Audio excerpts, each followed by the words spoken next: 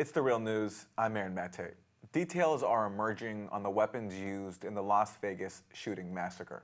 The gunman, Stephen Paddock, had about 23 guns inside the hotel room from where he fired on thousands of concertgoers down below. Police say Paddock used a so-called bump stock, a device that makes guns shoot rapid fire. The toll stands at 59 dead and more than 520 injured. At the White House, President Trump told reporters today that the country will be talking about gun laws as time goes by. And that comes a day after Trump's press secretary, Sarah Huckabee Sanders, said now is not the time. Today is a day for consoling the survivors and mourning those we lost. Our thoughts and prayers are certainly with all of those individuals. There's a time and place for a political debate, but now is the time to unite as a country. There's currently an open and ongoing law enforcement investigation. A motive is yet to be determined, and it would be premature for us to discuss policy when we don't fully know all the facts or what took place last night. I'm joined now by Rebecca Peters. She is with the International Action Network on Small Arms, or IANSA, the global movement against gun violence. In the 1990s, she led the successful movement to reform Australia's gun laws. Rebecca, welcome. Let's just start with what we know so far about the shooter. Police have seized 23 guns from his hotel room and about 19 firearms and some explosives from his home. Based on what you've heard to date about his arsenal and what happened, your reaction? Well, my reaction and the reaction of many of our colleagues around the world is just horror, well, of course, at what's happened, but also sort of disbelief at why does any individual want, and why is an individual able to have an arsenal like that in their personal possession? It just, there's no justification that could, other than the intention to do harm, really. And so a lot of us are wondering, how is that possible to happen? And I guess the answer is because the firearm regulation is so weak in the United States that it's probably not that unusual. Yeah, you know, just to read you a stat, this comes from Vox, which put together some figures about guns in the U.S. They say that the U.S. has about 4.4% of the world's population, but around half of the civilian-owned guns in the entire world, which in all likelihood is a reflection of the lax gun laws here. You've been working on this issue for a long time. What do you think are the main obstacles to reforming gun laws here in the U.S.? So one structural problem that affects the United States and other countries like Australia is when there are gun laws that vary from state to state. And in fact, in the US, they even vary from city to city. And so that means that even though one city or state might pass strong gun laws, criminals and drug traffickers and gun traffickers can go and get guns in another state or city with weaker laws. So that's fundamentally a problem. But the bigger problem probably is the grip that the gun lobby has on elected politicians. Even though there's evidence, abundant evidence, and countless examples of tragedies showing the need to strengthen the gun laws in the United States, and even though public opinion strongly supports that, it seems as though the money that the gun lobby spends supporting politicians in the end trumps both the public health evidence and public opinion. Yeah, you know, on the issue of states, again, more stats from Vox. States that have more guns have more gun deaths. States that have tighter gun control laws have less gun deaths. But let me ask you, in terms of the barriers, the sway of the gun lobby is very well known, and they're certainly very powerful. But I'm wondering if you have any thoughts on the psychological aspect here. Because it is true that there's a large segment of the population that has a psychological attachment to guns and feels as if it's their birthright, citing the Constitution and so forth. I'm wondering, just from your experience, your thoughts on that and how to address that when amongst a large group of people in the U.S., there is a real emotional attachment, existential attachment to owning weapons.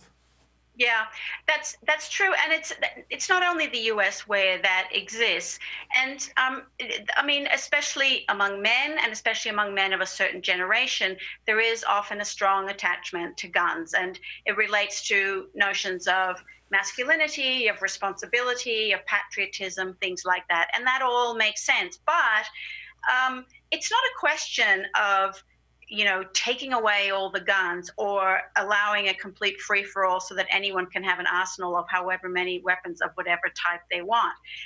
There are also in Australia, also in Europe, there are men who are very attached to guns, and they can own guns subject to law, but they can't own military weapons. They can't own assault weapons. They can own guns that are reasonable for a civilian to involved in whatever activities they're involved in. It's not, and I suppose that's one of my frustrations, is that often this issue is portrayed as either you're supposed to ban all guns or else have no regulation at all. What the vast majority of other industrialized countries have done is they've looked at gun violence as the preventable public health problem. It's a preventable crime problem. They recognize that there are legitimate uses for guns, and so they put in place a system of regulation that screens out the people who are most obviously unsuitable to be allowed to have guns, and they put rules and regulations on what conditions they can be owned. And surprise, surprise, the data shows that when you have stronger gun laws, you have much lower levels of gun violence. Right. And one good example of that is your home country, Australia, which hasn't had a mass shooting, as I understand, since the campaign, which you were a big part of, was successful in reforming the country's gun laws. Talk about what happened. A massacre in 1996 was pretty instrumental in seeing this through, right? Yes, in Australia in the 80s and 90s, we had a mass shooting about once a year.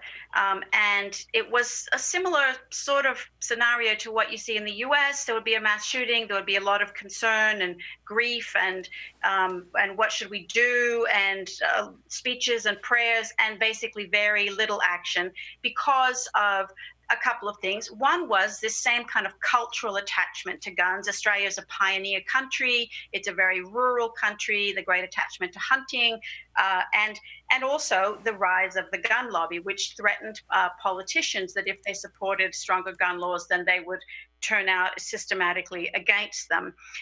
We had a campaign from the 80s to try to get uniform gun laws and those uniform gun laws to be based on a much higher level of public safety. And what happened was, that campaign grew and grew.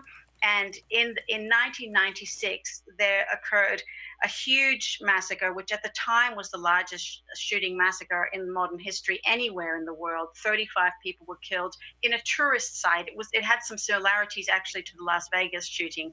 And at that moment, what happened was our Prime Minister, John Howard, who had just been elected, and so there's a similarity too. He had a lot of political capital still available to him. He said, this has got to stop. And basically, through sheer political will, he negotiated with all the states in Australia to bring about a scheme of harmonizing the laws based on the recommendations from experts in public health and criminology to provide a system that said, you can have guns in Australia under conditions that are designed where the first priority is public safety. So we had one of the important measures that we took was a ban on semi-automatic rifles and shotguns, because there really is no legitimate reason for civilians to have those. And those are weapons designed for killing large numbers of people on a battlefield. So those weapons were banned, and we had a huge buyback. Everyone who owned them was paid for those weapons to be handed in, and they were destroyed. People who handed in those weapons could apply for a license to have a different type of gun, and if they met the requirements, they could have a different type of gun. That was, and another important part of it was registration of all guns, so that there's a record of when, and that's actually an important disincentive to building up an arsenal, if there's a record when guns are being accumulated. So there were some other measures as well, a much higher level of background check, not just have you ever been to prison or not, which is the basic standard in the US background checks, but also the need to provide references, the need to examine questions of domestic violence, things like that. And the result of all of those things has been that gun violence in Australia has dramatically reduced. And it's not only, and the violence has reduced, and also the work involved in policing that violence is reduced. And as you said, we've never had another mass shooting. But we still have hunting, we still have macho men in Australia, we still have, we still do well in the shooting sports and all that kind of thing. But our country is much, much safer. I'm just thinking, you mentioned Australia as being a pioneer country, and I'm wondering if there's a correlation between, displacing indigenous populations and a gun culture. I mean, certainly that exists in Australia, which had an indigenous population that faced many massacres, and also here in the U.S., certainly, that is the founding history. That's a historical tangent. But finally, let me ask you, even in the U.S., the last major piece of gun control legislation was the assault weapons ban in the mid-'90s under Clinton. But even that was severely weakened. So I'm just wondering your thoughts on, even when efforts are made to try to do something, that the lobby ends up more or less still prevailing. Yes, I guess I thought, like many people, thought that after a whole class full of tiny children was murdered at Sandy Hook, that would be the moment, that this would be America's Port Arthur. Finally, common sense and public safety would prevail, and sadly, it didn't. We have to maintain hope. It must be possible at some point that the gun lobby will be seen for what it is, which is a corrupt machine buying public policy. And it's the assault weapons ban. It was a good idea, but it wasn't. In the end, what was passed was not a very effective law. And then when it expired, George Bush did not renew it. One of the things to remember is there isn't going to be one specific measure. Gun law reform, like any other area of regulation, has to be a comprehensive approach. But I guess in the U.S., if we can get any advance at all, it'll be a victory. And I'm hoping that when you have something like this that sets a record for the largest number of people killed in a modern U.S. mass shooting, that somehow this Congress will see that it's time to do something. And we shall see. Rebecca Peters with the International Action Network on Small Arms, the global movement against gun violence. Thank you very much. Thank you. And thank you for joining us on The Real News.